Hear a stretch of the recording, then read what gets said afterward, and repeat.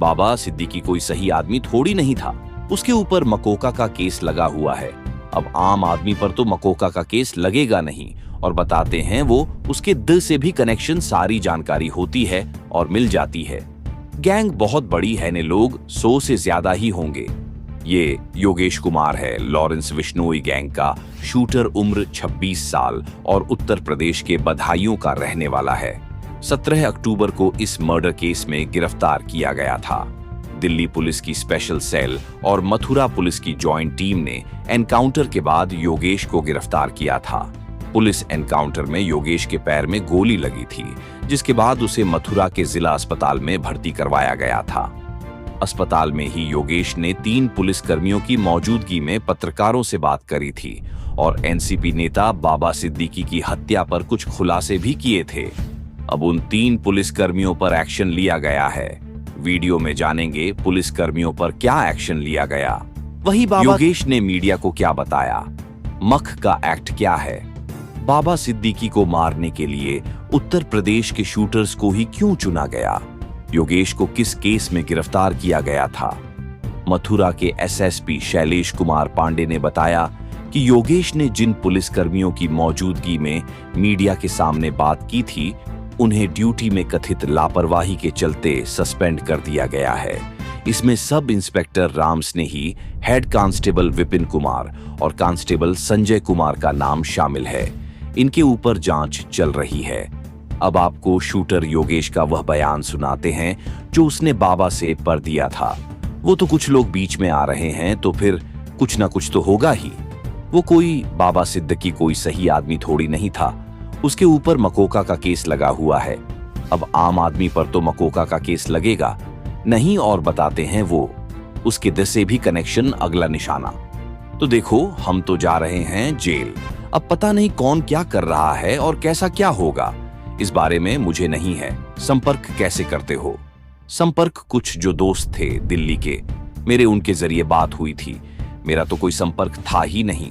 जिस प्रकार से देखा जाए जेल में बंद हो जाता है, लेकिन आपस में संपर्क कैसे कर, एक दूसरे के जरिए कोई ना कोई आता जाता रहता है। और लोग, गैंग बहुत बड़ी है। कितने लोग होंगे? 100 से ज्यादा ही होंगे। क्या इंडिया से बाहर भी? कन्हा, योगेश, लॉरेंस बिश्नोई और हाशिम बाबा गैंग से जुड़ा हुआ है। उत्तर प्रदेश में उसके खिलाफ कई सारे क्रिमिनल केसेस भी दर्ज हैं। योगेश के इस बयान के बाद एसएसपी शैलेश कुमार पांडे ने बताया कि योगेश का बाबा सिद्दीकी की मर्डर से कोई लेना देना नहीं है। हालांकि योगेश लॉरेंस गैंग से जरूर जुड़ा हुआ है और बाबा सिद्दीकी मर्डर केस के पीछे भी कथित तौर पर लॉरेंस गैंग का ही हाथ है। योगेश ने अपने बयान में मकोका और दाऊद इब्राहिम का भी नाम लिया। अब थोड़ा सा मकोका एक्ट के बारे में भी जान लेते हैं। मकोका यानी महाराष्ट्र संगठित अपराध नियंत्रण कानून। इसके तहत उन अपराधियों पर कार्यवाही की जाती है जो संगठित अपराध का हिस्सा हो। 90 के दशक में महाराष्ट्र में अपराध और अपराधी दोनों बढ़ गए थे। ऐसे में कानून की जरूरत महसूस की जा रही थी जो संगठित अपराधों को रोकने में मदद कर सके। तब महाराष्ट्र सरकार ने मकोका बनाया और साल 1999 में उसे लागू कर दिया गया।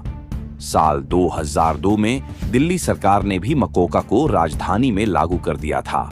इसे काफी ज्यादा सख्त और कड़ा कानून माना जाता है। अब जानते हैं कि सिद्दीक को मारने के लिए महाराष्ट्र के बजाय उत्तर प्रदेश के शूटर्स को क्यों चुना गया।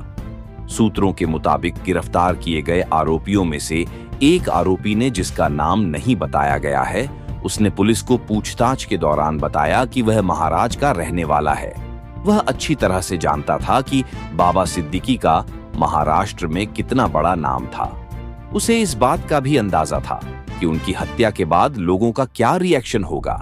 इन सब को देखते हुए उसने कथित मास्टरमाइंड शुभम लोंकर से इस काम के लिए करोड़ की सुपारी मांगी थी। शुभम लोंकर ने इतना पैसा देने से इनकार कर दिया। आरोपी ने आगे बताया कि शुभम लोंकर समझ गया था कि महाराष्ट्र का कोई भी शूटर कम दाम में हत्या के लिए तैयार नहीं होगा, क्योंकि महाराष्ट्र में बाबा सिद्दीकी के कद से सभी वाकिफ हैं। इसलिए उसने उत्तर प्रदेश और हरियाणा के शूटर्स को चुना।